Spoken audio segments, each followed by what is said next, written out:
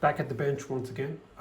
This one is going to be the MB Master Chassis, built by 5280. Obviously, it is the Martin Beyer Designs chassis, currently in a TGS Flex, and a bunch of the Wonga parts. I'm pretty sure the bubbles, the grips, and the D-ring on this one are all Wonga. It does have the brass blade holder, and we'll kind of get to that in just a moment. In order to take it all out and apart, this Flex, the clamp and the top section of the Flex itself are really tight. So I usually leave the two of those together until I get the chassis fully out, just so I don't end up damaging the chassis. The chassis retention is done with the glass eye. And obviously then you have, on this chassis, it's dual button, so you have the red button here, as well as the slide tab. So we'll go ahead and start the removal of the chassis so we can show it off. Obviously up for the lever. I'll lay the lower tube aside for now. And then it is secured in there really, really tight with that glass eye. Removing the glass eye. It is spring loaded, so you want to hold on to it as you're taking it out. We'll lay that aside. And then the blade plug comes out because it is also held in by the glass eye. At this point, the chassis will slide out. It is snug against the chassis with the little divots, the little tabs on the inside of the clamp. We'll lock that down so I don't lose the bubble strip. And then this is the overall MB chassis. This is the version without the OLED screen. I just don't overly like the OLED screens. Kind of looks out of universe in my opinion, but we have 28mm speaker from Smuggler's Outpost. There is 18650 battery here. You can kind of see some of the black covering on the battery there. You have a kill switch here, USB-C. There is a Proffie 3 in here. There are accent LEDs here. On the top and bottom of the real quartz crystal, you have a neopixel on each end. And then up here, you have the spinning plasma gate, which we'll see moving in a few minutes. Inside, on the top of the plasma gate, is a small pixel ring. So the plasma gate lights up really, really well. It's a little hard to kind of see the tube that's in there, but when it lights up, there's mesh inside that kind of gives a little bit of a different kind of feel to it as it goes through. And then we have a full NeoPixel lit connector also, which provides some nice lighting inside the hilt, inside the glass eye, and also inside the blade plug. There's a little bit of that same shine through comes through in this little hole right here. It's loaded with, I'm pretty sure I've got one Graflex font from each of the movies, starting with episode 4 and kind of moving forward. So there's also an additional one here for just a display mode, which kind of has, it's no additional sounds. It's just a matter of all the lights that light up, and it's got a boot sound to it. With the blast shield down, I can't even see. How am I supposed to fight? Your eyes can deceive you. Don't trust them. So this is the display version. I forgot to mention the red ring down, well, the NeoPixel lit ring above the speaker, which kind of turns out really, really neat and nice. There's that real quartz crystal,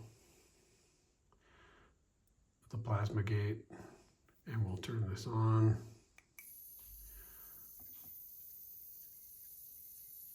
You can see the plasma gate spinning, and we get, on this version, there's not a whole lot of animation in the lights because again, it is meant for display, for picture taking kind of things.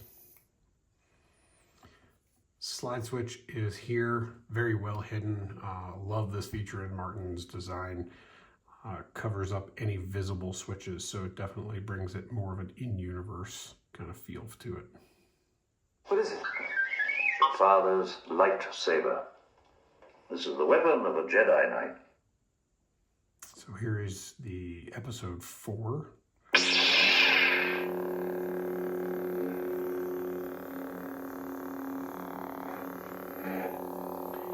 And if I recall, this should be a battery meter, so obviously it looks like I'm probably going to need to charge. It's about half.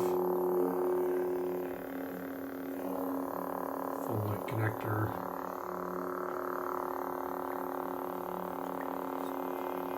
Put the blade plug in.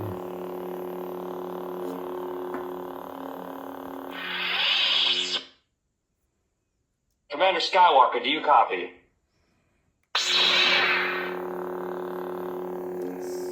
From episode 5 font, and again, different animations, colors, keeping the Canon Graflex blue kind of color. I forgot to show on the last font. There's the blue shine through coming on this one. The balance.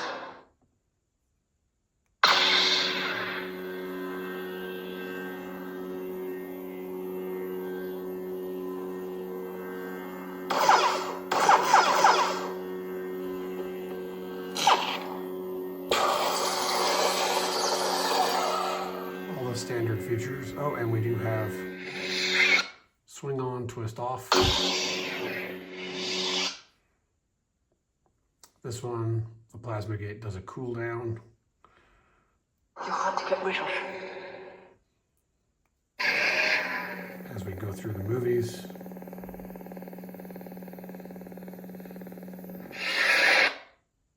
I suggest you try it again, Luke.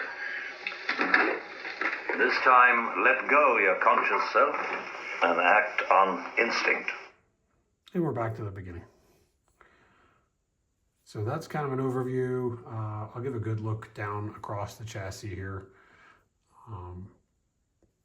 Just so you can see the finish on it. It's been cleaned up on brass, shapeways prints, as well as the machined blade holder that MB offers, and then weathered back and given a bit of a brushed finish to kind of bring out some of the kind of a weathered look, but like not that full high polish brass with the darkness in behind it. But definitely, like you can see here, how this looks black and dark in behind. It's just the same as it does with the battery section that's opened there.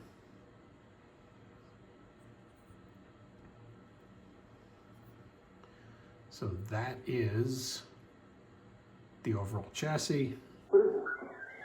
Father's lightsaber. This is the weapon of a Jedi Knight. Now, obviously, with the hilt fully assembled, sound level is a lot less because you really have no venting here in the bottom part. The only good place any sound can come out is kind of like along these little holes that are here where the two sections kind of J-lock together. So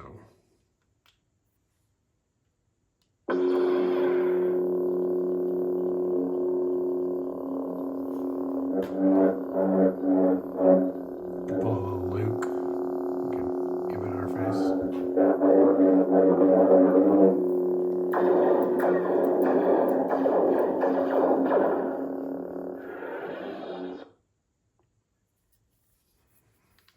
And that is the ESB with Martin Bayer chassis.